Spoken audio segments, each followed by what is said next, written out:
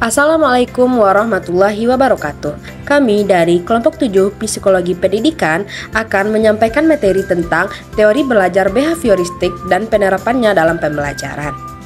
Nah, anggota kelompok kami yang pertama yaitu Aulia Zahra Fadilah dengan NIM 230355052, Najmi Hayati dengan NIM 232310069, Syahrul Ihsan dengan NIM 230310035, dan Tessa Satriani dengan NIM 230291007. 1. Pengertian belajar menurut teori behavioristik. Apa sih pengertian belajar menurut teori behavioristik? Teori behavioristik merupakan salah satu pendekatan dalam psikologi yang menekankan pada perilaku yang dapat diamati dan diukur secara objektif.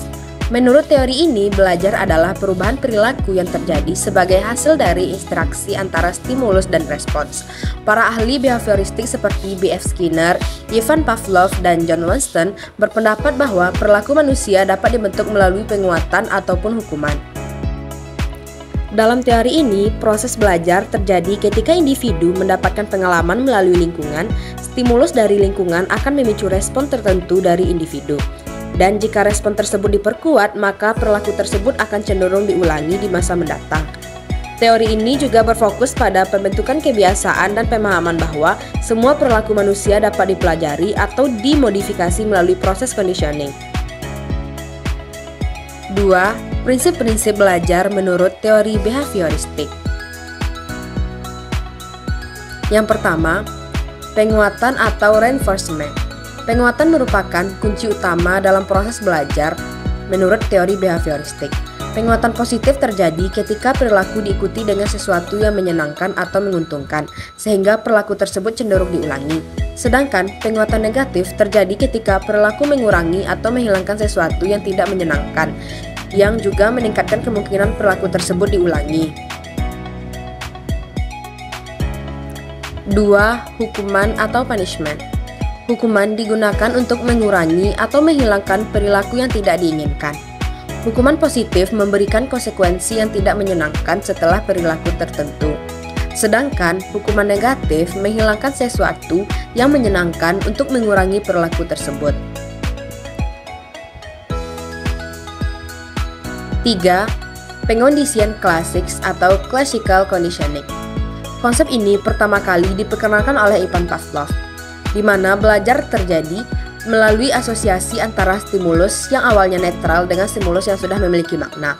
Sehingga stimulus netral tersebut pada akhirnya dapat menghasilkan respon yang sama dengan stimulus yang bermakna. 4. Pengcondition operand atau operant conditioning. Pengcondition operand ini diperkenalkan oleh B.F. Skinner. Pengcondition operand menekankan bahwa perilaku dipengaruhi oleh konsekuensi yang mengikutinya. Jika perilaku diikuti oleh penguatan, perilaku tersebut akan meningkat. Sebaliknya, jika diikuti oleh hukuman, perilaku tersebut akan menurun. 5. Generalization and discrimination. Prinsip generalisasi adalah ketika individu merespons stimulus yang mirip dengan stimulus asli yang menyebabkan respons. Sedangkan diskriminasi adalah kemampuan individu untuk membedakan stimulus yang berbeda dan memberikan respons hanya pada stimulus tertentu. 3. Penerapan teori belajar behavioristik dalam pembelajaran. Yang pertama yaitu pemberian penguatan positif dan negatif.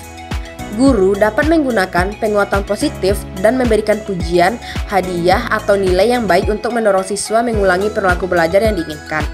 Sedangkan penguatan negatif juga dapat diterapkan misalnya dengan mengurangi beban tugas ketika siswa menunjukkan kemajuan.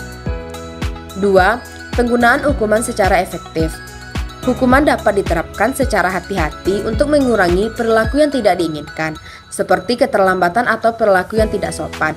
Namun, penggunaannya harus bijaksana agar tidak menimbulkan efek negatif terhadap motivasi belajar siswa. 3. Penerapan sistem token atau token ekonomi. Nah, dalam sistem ini, siswa diberi token sebagai pengganti dari perilaku yang baik, yang kemudian dapat ditukar dengan hadiah tertentu. Metode ini cukup efektif untuk meningkatkan perilaku positif dalam kelas. 4. pengajaran berbasis latihan dan pengulangan atau trial and practice. Konsep ini banyak diterapkan dalam pelajaran yang membutuhkan penguasaan keterampilan tertentu, seperti matematika atau bahasa. Latihan yang berulang-ulang digunakan untuk memperkuat pembelajaran dan membentuk kebiasaan. 5. Pembelajaran terprogram atau programming instruction. Metode ini melibatkan penyampaian materi dalam unit-unit kecil yang diikuti oleh pernyataan atau tugas. Siswa akan mendapatkan umpan balik segera setelah menyelesaikan tugas dan sistem ini mendorong pembelajaran mandiri. Sekian penjelasan materi dari kelompok 7.